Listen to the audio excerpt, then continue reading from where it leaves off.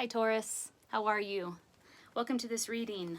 For this reading, we're going to be taking a look at the state of your heart, your mind, and your body. We'll look at the past, the present, and the future, and we'll pull a few cards of advice for you.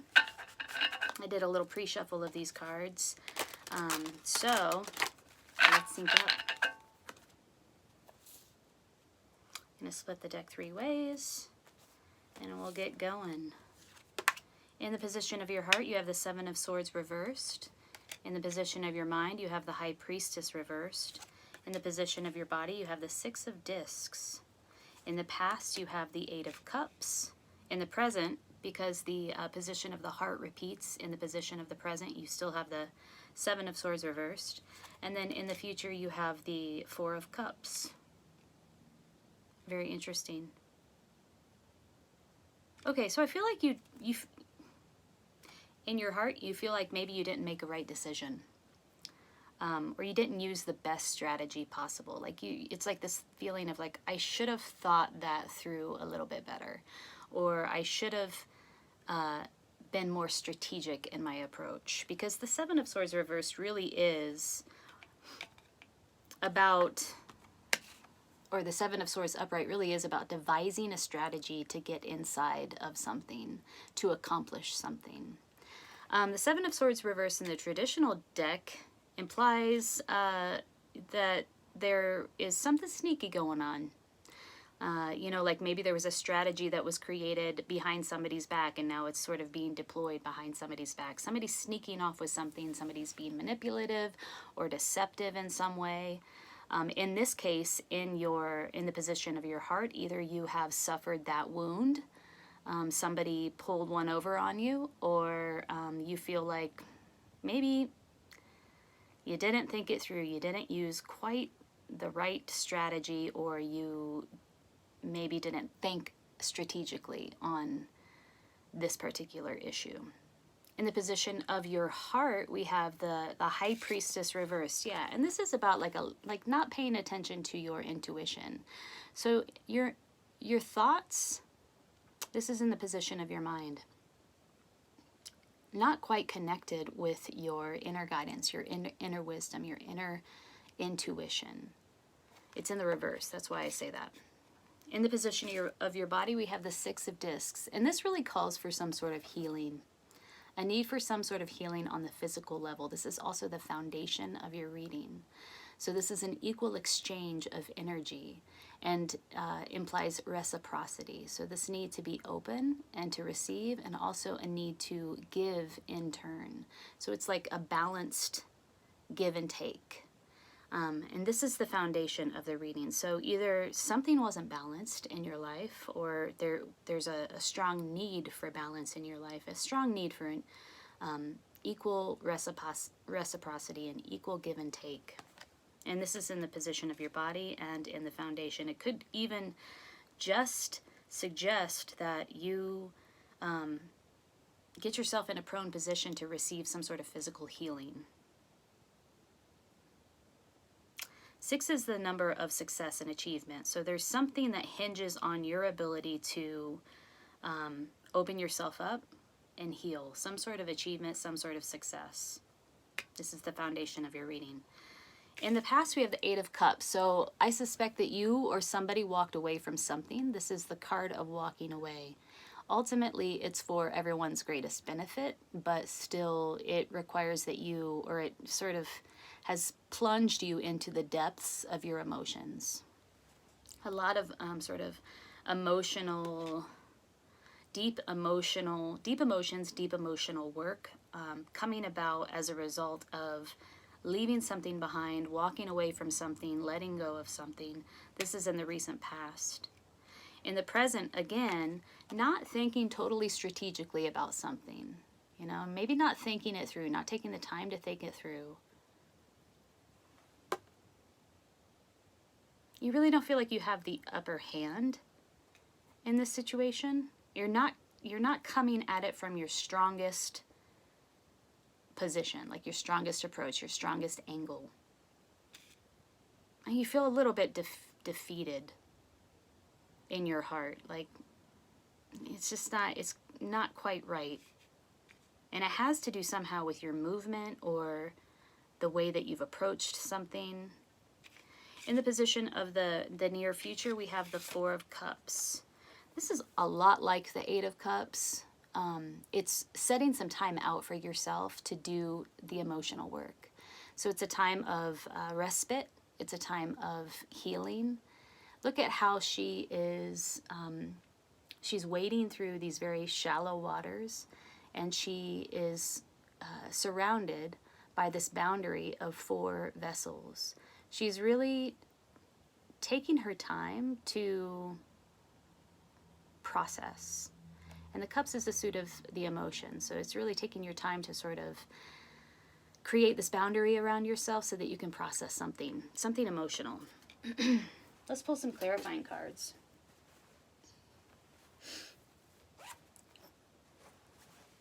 All right, you know, the Seven of Swords, let's clarify that in the position of your heart and in the present moment. It's Seven of Swords reverse. What does, some more information about this card in particular.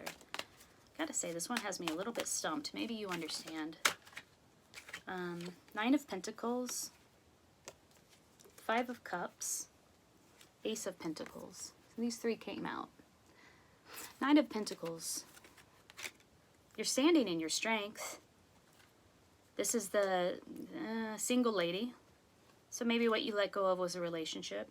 This is a single woman standing strong, surrounded by a great deal of abundance. She's very, she takes care of herself. She is satisfied with her station in life. She's satisfied with her status. Five of Cups. Yeah, there must have been some sort of loss for you, some sort of emotional loss. It could have been around a relationship or this thing that you're letting go of or that you let go of in the recent past. Yeah, what else can I say? Look at this card. This person is grieving. It's an emotional loss. And then the Ace of Pentacles implies a new beginning. So there's a new beginning, and it probably has something to do with your physical reality. So your home, your work, your body. Pentacles represents everything tangible, everything you can see, touch, taste, and hear. The 3D world. So some sort of new beginning, either in the way of your home, your family, your work. So yeah, this Seven of Swords, something sneaky happened. Maybe you didn't think something through. In the position of your heart is clarified by the Nine of Pentacles, feeling very strong in your position. Like this is you. This is who you are. Independent, single, pretty satisfied. It's leaving you in a good place. There are still feelings of loss, grief, regret, emotional hardship. And then the Ace of Pentacles. However, there is a new beginning on the horizon or in effect currently. So it's not all negative. It's not all doom and gloom here. All right, let's pull some more clarifying cards. So the High Priestess reverse. This is in the position of your mind or what you think about it all. The High Priestess reverse is really sort of not a lack of intuition, a lack of tapping into your inner wisdom, inner guidance. Choices as well. Maybe you haven't made a choice yet. Maybe you haven't quite mentally let this thing go. Let's clarify the High Priestess. Yeah, Three of Wands. You kind of put the effort in and you're looking out on the horizon and you're like, when are my ships going to come in, man? Like, where are they? What you want is a new emotional beginning or a new beginning in love. This is all on your mind, right? The Magician. I think the Magician was upside down, though. It was in the reverse. So not feeling like you don't have the resources to make something happen at this moment. Sort of a poverty mentality. And then finally we have the Ace of Wands. This is a passionate new beginning. A lot of creative energy here. So you have the creative energy. You have the passion to move forward. You have the passion for this new beginning. You're passionate about this new beginning. This new emotional beginning. There's a lot of passion. There's a lot of emotion. You have 2 new beginning cards here and what you think about it. Though you kind of have this sort of poverty mentality potentially. Like, I don't know that I have all the resources I need to undergo this great endeavor. I don't know if I'm ready. And then also this feeling of like, I've already put a lot of work in and I see no return. I'm standing here, I'm waiting for the results and I don't see them. Where are they? So those are maybe two ways of thinking that you could look a little bit more closely at and sort of unpack so that you can step more fully into these new beginnings that are on the horizon for you, that you know these are on the horizon for you. The High Priestess reverse really calls you to write that High Priestess and to connect to your intuition to move through this more effectively. Okay, let's clarify with a few other cards. Actually, you know what? Let's just pull some advice cards for you. We seem to be at that point in the reading. Some advice for Taurus as they move through this period of time. You let something go. Now you're in a place where, or in the near future, you're in a place where you're going to be setting some boundaries. You're going to be setting some time aside for yourself to process some of this. You actually have three cards that suggest a new beginning. You have the Ace of Pentacles, you have the Ace of Cups, and you have the Ace of Wands. So yeah, definitely moving towards a new beginning in your life. And then we have the Moose and the Owl that came out for you for advice cards. So let's look at this. I believe the Moose is about friendship. And the Owl is about deception. So, hey, you had the Seven of Swords, and that is a card of deception. Somebody was acting sneaky in your life, or maybe you acted in a way that was out of alignment with your own integrity. We all do that from time to time. No judgment at all. And it's a matter of coming back into alignment. Yeah, Owl is about deception. I'm just going to read a brief passage of this because it's a long description. If Owl is your personal medicine, no one can deceive you about what they are doing, no matter how they try to disguise or hide it from you. So you might have known deep down, or maybe it was even more obvious, that you were being deceived in some way. You may be a little frightening to be around since so many people have ulterior motives, which you see right through. If you are unaware of your medicine power, you may take your keen insights and abilities for granted. Others never do. You may frighten them and reflect their blindness, for you cannot be fooled. Owl medicine people know more about an individual's inner life than that person knows about herself or himself. If you've pulled the Owl card, you're being asked to use your powers of keen, silent observation to intuit some life situation.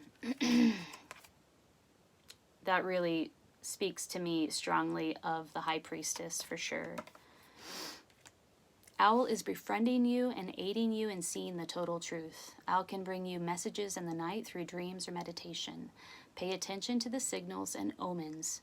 The truth always brings further enlightenment. Whoa, okay, cool. So that's one of the cards of advice. It really speaks to this Seven of Swords, which is about a deception. Maybe it was in the reverse because you knew about this deception all along. And it also calls on to you to use your keen powers of insight, to get silent, to get quiet, and to intuit into this issue. So that is some pretty strong advice. Let's look at the Moose. I think this is about friendship, if I remember correctly. No, it's about self-esteem. All right, let's read a little bit about Moose. If you've chosen the Moose card, you have reason to feel good about something you've accomplished on your journey. This may be a habit you've broken, a completion of some sort, an insight on a goal, or a new sense of self that you've fought hard to earn. It is a time of feeling harmonious pride and of recognizing those who aided you in the process. One good exercise in Moose medicine is to write down things that you love about yourself and your progress in life. Then apply these same things to friends, family, co-workers, and life. Don't forget to share the findings with others. They need the encouragement as much as you do. Excuse me. See, that's why I love these cards. They really give you practical things to do to sort of move your emotional stuff along, right? To do that work. Moose. Yeah, so it's really speaking to the fact that you have actually accomplished something that you should be proud of. A completion, you've accomplished a goal of some sort. You are elevating, you're moving along, there has been progress, and there's reason to celebrate. And in celebrating yourself, you extend that generosity to others, right? So we talk about generosity of spirit, or the healing powers of a active generosity, which is what's happening here in your foundation. That's cool. You know, I think it's a really good practice to, when you notice something positive about someone, to let them know right when you think it. I sometimes forget to do that, but it's really powerful when you do, especially if it's authentic. It's like something that you know, you had the thought. You're like, the other day I was having dinner with my mom, and she just looked really pretty that day. She was really tired. She had a really hard day at work, but she looked really fresh. And so I said, you know what, you look really pretty today. And so just offering that generosity, giving that generosity when it comes up for you to other people can be really, really healing and feel really good to receive. So, Taurus, that is your reading. I hope you enjoyed it. If you did, if it resonated, hit the like button, consider subscribing to my channel, and I hope you have a really great day. Thank you.